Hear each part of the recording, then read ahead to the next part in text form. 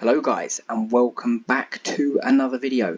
So now in today's video we're going to be going over my top 5 biggest mistakes I see people make that are playing the game or that myself have made before.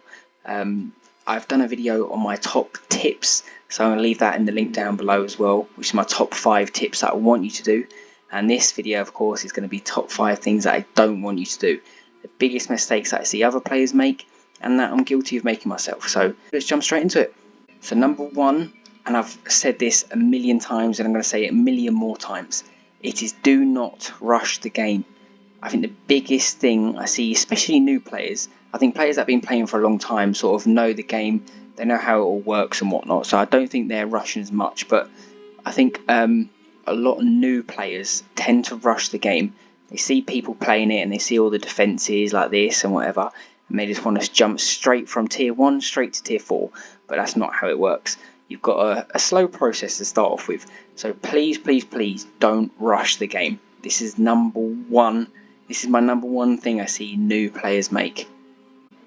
This game is sort of long term. You sort of want to be getting, at the minute I'm on year 38 on this map, but you sort of want to be playing for around 50 years or so, maybe even longer, depends how big you want your city to be.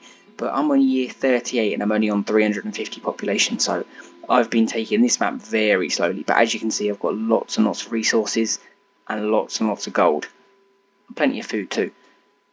And I'm slowly upgrading everything, so you don't want to rush. That's my number 1. Okay, number 2 is don't rush your population without upgrading your food and without upgrading your defense. So this is something that I am guilty of, especially when I first started playing the game. I placed loads and loads of houses down. I didn't care about the food and I didn't care about the defences. So why this is very bad is that if you do upgrade your population, the harder the raids will be. So if you've got, for example, let's say I got raided right now with 350 population and this was my defense. Let's say I barely won and they nearly destroyed my whole city. If I kept the same defense but then placed loads and loads of houses down and got myself up to 450 population, my raids are going to be a lot harder. So that defense will not be adequate to keep my city alive. They're just going to come in and run straight through my whole city. So you need to bear that in mind. Don't upgrade your housing, which will upgrade your population, without upgrading your defense. Likewise, you can't upgrade your housing, which will upgrade your population, if you haven't got enough food for them to eat. If you haven't got enough food for them to eat, they're all going to die off. And the work rate will go a lot lower as well. If they haven't got enough food, the work rate will go down, birth rate will go down, and immigration rate will go down. So your city will slowly start to go on a decline instead of an incline. So yeah, I'm very guilty of making that mistake when I first started this game. I tried to get as much people as I possibly could because obviously at the end of the day, this game requires people to do things. Every single one of these buildings you're looking at requires somebody to work in them so they can do something. So yeah, try not to fall down that trap of rushing straight away without upgrading anything, because otherwise you're going to be a bit stuck as you're going further on. It's not going to work out too well. So how I like to do it is I like to upgrade my food if I get an influx of people. So let's say I get an immigration wave or I click on to my people and see that I've got quite a lot of labourers. I then like to either place down a field or increase my field so that my people are actually doing something. And then once I've done that, I know my food is adequate, I place down a lot of houses. Then with the new people I get from the housing, I use them for the defense, and I use that as a little cycle. So I do food first, then people, then defense. So if I keep doing that little triangle the whole time of playing the game, I will know that I've got enough food to support the people and I've got enough people to support my defense. That's how it sort of works. It's a chain of events really. If you have 2 but not the 3rd one, it's not going to work. It's like a little chain. As soon as that chain's broken, it's all going to go downhill from there. So you don't want to do that. Okay, so now my number 3 top tips on what not to do is don't store things in the wrong place. This goes for storage buildings like this, and this goes for storage buildings like this, and this also goes for food storage as well. So not only production items, this can also be food items. Now let me explain. So first of all, you can see that this building here stores luxury items, food and production items, as well as obviously raw materials. But outside my city defense, I've got them storing no luxury items. Not a single one is storing any luxury items, as you can see. That's because it's not protected. So the raiders can come in, take all of my items, which takes a long time to earn, and then they can run off with it. Whereas in this building down here, I've got all my luxury items. So they have to get through my defences to come into here.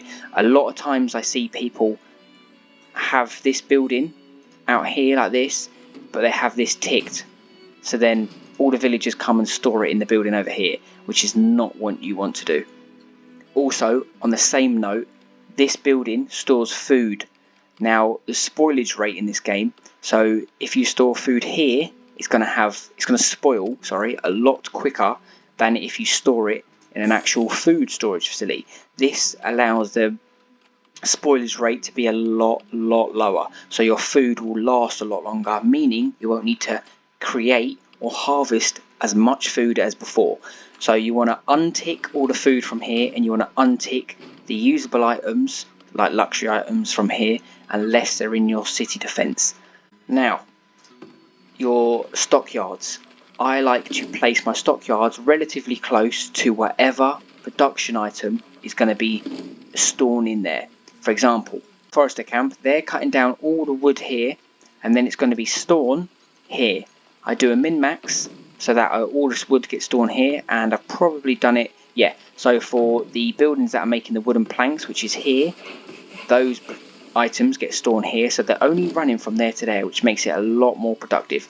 So you don't want to have the people running somewhere all the way down here and then going all the way back. So you need to make sure that you're correctly storing items in the right place. Otherwise your villagers are going to be running around everywhere, and the production rate is going to be a lot lower, so that's not what you want.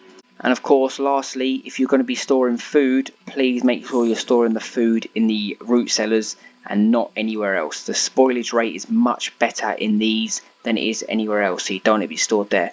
And also, a last little side note, because this is a storage building as well, the cart, I'm not too sure where it is right now, I can't see it, but you know the cart that's right at the beginning of the game, you need to, once you've got past the early stages and you've got all your storage buildings down, untick everything from that storage cart, because you don't want them to be, I may even have that storage cart over here somewhere, I don't know where it is, but you don't want them to be storing luxury items and any usable items in that, because if that's outside your city or if it's roaming around, then the raiders again are going to be able to steal it quite easily, so that isn't what you want.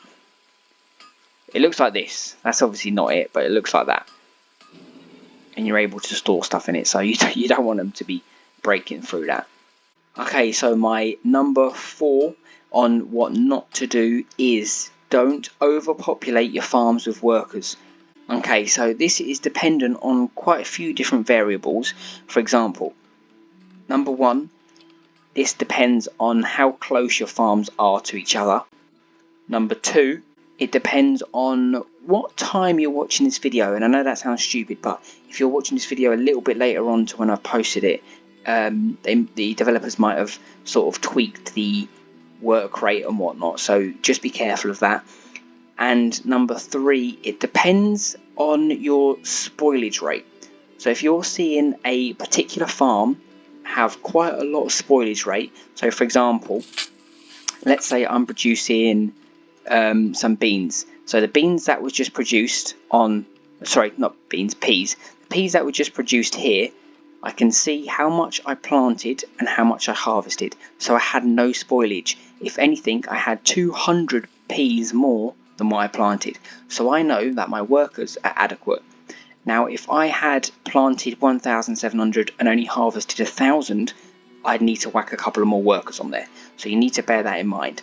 That's the sort of telltale sign. But at the minute, On quite big fields, I'm getting away with, I think with my 12 by 24 farm, at the moment of making this video, I'm getting away with only 9 workers. So 9 workers by a 12 by 24 is perfect. You don't want any more than that.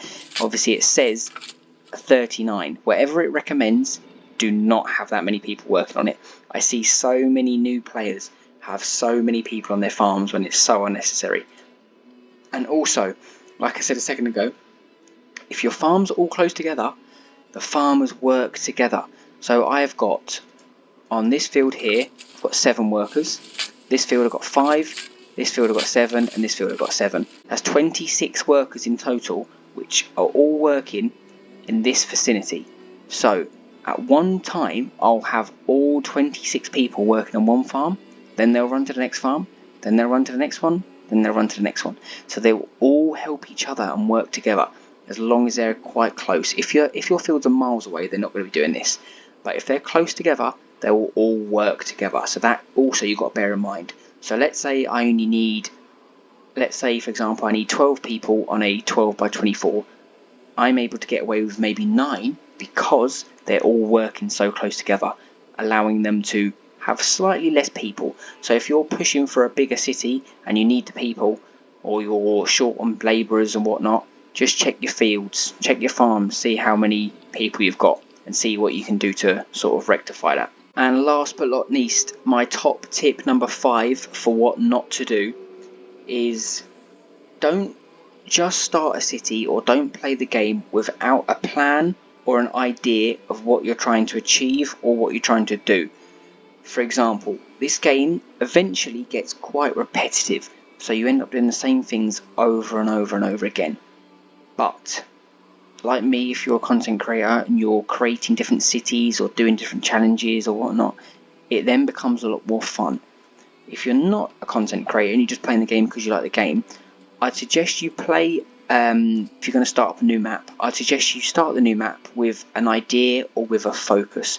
So let's say, for example, you wanted to create a hilltop base, so you want a map which has got a good hilltop, and you want to terraform it all and have a really good defense. So have a sort of idea of what you want to do. This goes hand in hand with having a plan or idea of how you want your city layout to be, how you want it all to work. Do you want everything to be close? Do you want things further away? How do you want your defences to look? So as long as you have an idea, it will help you stay interested in this game as well. So that's probably my number 5. Don't just play the game without having an idea of what you want to do. And that, guys, is it. That is my top 5 biggest mistakes that I see players make, or that I'm guilty of making myself in Farthest Frontier. So I hope you guys have enjoyed this video. I hope you've learned something new. If you have, please smash that like button and please subscribe. I think these videos are quite popular on my channel, so if you would like to see more of these, please let me know and I will do some more. But anyway, guys, as always, thank you all for watching, and I'll catch you all in the next one.